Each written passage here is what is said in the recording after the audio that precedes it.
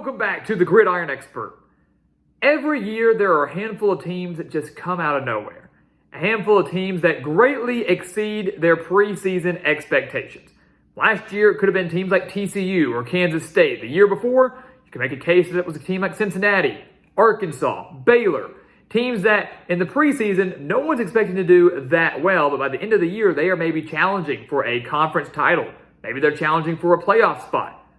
Call them sleeper teams. We call them dark horse teams. And today, guys, at the Gridiron Expert, we are going to break down one dark horse team from every single Power 5 conference. Teams that maybe could challenge for their conference title, maybe could challenge for the college football playoff, or at least will do better than their preseason expectations. So welcome back to the Gridiron Expert, guys. We're so glad that you could join us today. As always, please continue to like, comment, subscribe, share our videos, and of course, check out everything down in the description below, guys, including our official website, thegridironexpert.com, because here at the Gridiron Expert, college football never dies. The season never ends here at our channel. We want you to become a part of what we're building here at our channel. We want you to become a part of our GE Nation, where we talk college football with you 24/7, 365, every single day. Become a part of it. Become a part of something special right here at the Gridiron Expert. So let's take a look at these dark horse teams, right? 5 dark horse teams heading into the 2023 college football season. And we're not saying that these teams are going to go win their respective conference. We're not saying these teams are going to go on to the college football playoff. We're going to predict the records for all of these teams here in a few months. But we do want to kind of preview them because these are teams that, guys, maybe aren't talking nearly enough about, and you should be. So let's start in the SEC, where a couple of weeks ago we talked about Missouri. And that is our dark horse team in the SEC this season. We talked about the Tigers, guys. This is a team that last year went 6-7, but had 4 one-possession losses and played Georgia closer than anybody else last year, falling to the Bulldogs 26-22. A 6-win season from Missouri last year easily could have been anywhere from an 8 to 10-win season last year. And you look at what they've got coming back. They've got a quarterback battle going on between Brady Cook, Sam Horn, Jake Garcia. Don't really know who it's going to be, although many would lean Brady Cook, that started from last year. They've got a new offensive coordinator in Kirby Moore coming in from Fresno State that could drastically improve this offense. They're 9th in the country in returning production from last year, and the schedule for Missouri is insanely favorable. Only 4 true road games at Vanderbilt, at Kentucky, at Georgia, and at Arkansas. And the first little bit of their schedule could see the Tigers start maybe 5-0 or 6-0. South Dakota, Middle Tennessee, Kansas State, Memphis, at Vanderbilt, and LSU. Only 1 true road game in their first 6 games. They host South Carolina. They host Tennessee. They host Florida. It would not be a shock to see Missouri start maybe 5-0, 6-0, somewhere around there. Back half of the schedule is a little bit tougher, but the Tigers could start hot. They're going to generate a lot of discussion. They're going to get a lot of attention. Now it's just whether or not Eli Drinkwitz and Tigers can continue to build on that and continue their hot start. We're not saying it's going to happen, but if you look at the numbers and you look at what they've got lined up, Missouri is in a prime position to make a lot of noise in the SEC this year. Move over to the ACC. This was a team that last year shocked the country, I feel like, in terms of their success, and it was Duke. The Duke Blue Devils, who in year 1 under Mike Elko went 9-4 with a dominant victory over UCF in their bowl game.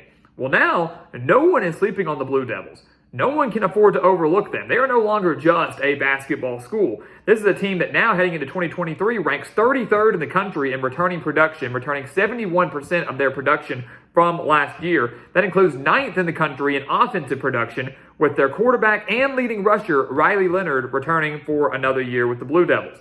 The defense, if you look at how they played towards the end of last year, extremely stingy, as you would expect under a defensive-minded coach in Mike Elko. They bulked up what was a pretty weak offensive line, really strengthened that through the transfer portal this offseason. And again, you look at Duke's schedule. They open the year up against Clemson. They host Notre Dame later on in the month. Both those games are at home. If Duke finds a way to go 1-1 against a Clemson team that is dealing with a new quarterback and a new offensive coordinator, and a Notre Dame team that also might have a new quarterback in Sam Hartman, this is a Duke team that could challenge for an ACC title because they've gone away with divisions.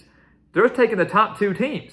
So we know that Clemson and Florida State are going to be the top 2 teams and probably the 2 favorites in the ACC, but the Blue Devils do have 7 home games. One of their road games is at North Carolina, which is in of itself a home game for both teams. Even when the game's at Duke, it's a home game for UNC. They're so close together.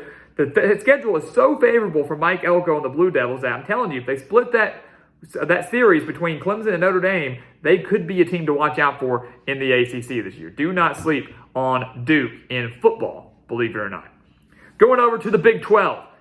Some people aren't going to like this one, but a sleeper team in the Big 12 this year is, in fact, Texas Tech. And again, last year it was TCU and Kansas State, the two teams that met for the Big 12 championship game. They kind of surprised a lot of people. This year, Texas Tech is a team that could surprise a lot of people and make the Big 12 championship game. Year one under Joey McGuire was a major success. The Red Raiders went 8-5, their best record since 2013. They returned 75% of their offense from last year, one that ranked 27th nationally, averaging 34.2 points per game. Tyler Shugg back for another year at quarterback, but he's got to stay healthy. When he's been healthy, he's been great. But if he gets injured, completely different story, completely different season for Texas Tech. If he can stay healthy, he will have one of the better wide receiver corps in the entire Big 12 at his disposal. The offense is going to be extremely lethal and dangerous once again. And let me tell you something. If Texas Tech manages to beat Oregon, Tyler Shugg's former school, if they can beat Oregon in Week 2 in Lubbock, all bets are off.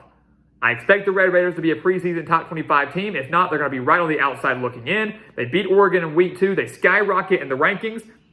And everything's off the races. They avoid Oklahoma on the schedule. They host Kansas State. They host TCU. So the two teams that played for the title last year, Texas Tech is to host them in Lubbock. They avoid Oklahoma, who's a favorite. If this defense can improve and if Texas Tech can stay healthy, the Red Raiders will be a major dark horse and serious contender in the Big 12. Over to the Big 10. We did a video on these guys just the other day. The Wisconsin Badgers. So I'll talk shortly on them because we did a whole other video on the Badgers a second ago. I love Luke Fickell. I love Wisconsin this year. They've always been really, really good without a star quarterback, and now they've got it. They've got Tanner Mordecai coming in, a guy who completed 65% of his passes last year at SMU. It can greatly stretch the field, unlike any quarterback Wisconsin has ever had, maybe since Russell Wilson. Braylon Allen returns at running back. He's one of the best running backs in the country. The defense is going to remain strong once again. The schedule is so favorable that Wisconsin, kind of like Missouri, could see a 5-0 or 6-0 start to the year. They get to host Ohio State. They avoid Michigan. They avoid Penn State. They host Iowa. They host Nebraska. This is a team that I very well could see win the Big Ten West. And once they get there, all bets are off. It very well could be your Big Ten champions in year one under Luke Fickell. Wisconsin, a dangerous, dangerous team in 2023. And again, we have more analysis on the Badgers. Posted that video just a few days ago. Make sure you go check it out. Final conference, possible sleeper team, and it's one that maybe people are talking a little bit more about. Oregon State. Give me the Beavers in the Pac-12, a team that went 10-3 last year for their first 10-win season since 2006. So some will say, how are they a sleeper team if they won 10 games last year? Well, again, this is a conference where I think most eyes are still on USC, Oregon, UCLA, Utah. And Oregon State, despite winning 10 games, is still kind of viewed as an afterthought. This is a dangerous, dangerous team under Jonathan Smith. They returned 78% of their offense from last year and then went out and added DJ Uyunglele at quarterback, transferring in from Clemson. Might be the spark at quarterback that Oregon State has needed. They only returned 52% on the defensive side of the ball, but defensively, under Jonathan Smith, Oregon State has always been pretty solid. The Beavers avoid USC. They get to host Utah. They get to host Washington. And they get to host UCLA. All of those teams coming back to Corvallis. And keep in mind, last year, Oregon State went 10-3. 2 of their 3 losses were by 3 points each. Losing by 3 to USC in the final minutes and losing by 3 to Washington, also late in the game. This was a team that very well could have been a lot better than their 9-3 regular season. Oregon State was really dang close to contending for a Pac-12 title last year, maybe even more. This year, I expect more of the same. So Oregon State, people are kind of overlooking them because the other powers in the Pac-12. Don't be shocked if the Beavers go on to make the Pac-12 championship game. So there you have it, guys. 5 dark horse teams from each of the Power 5 conferences. We want to hear from you. Do you agree? Do you disagree? If we did not name a team, who is another dark horse from these conferences that could surprise in 2023? We want to hear from you. We want to generate discussion. Let's get it going. The 2023 season is right around the corner, and these are some teams that very well could surprise you very early on. So guys, as always, thank you so much for watching us here at the Gridiron Expert on YouTube. Make sure to continue to like, comment, subscribe, share our videos, and of course, check out everything down in the description below, because again, here at the Gridiron Expert, College football never, ever dies. It never ends. And once again, guys, as always, thank you so much for watching, and we'll see you next time right here on the Gridiron Expert.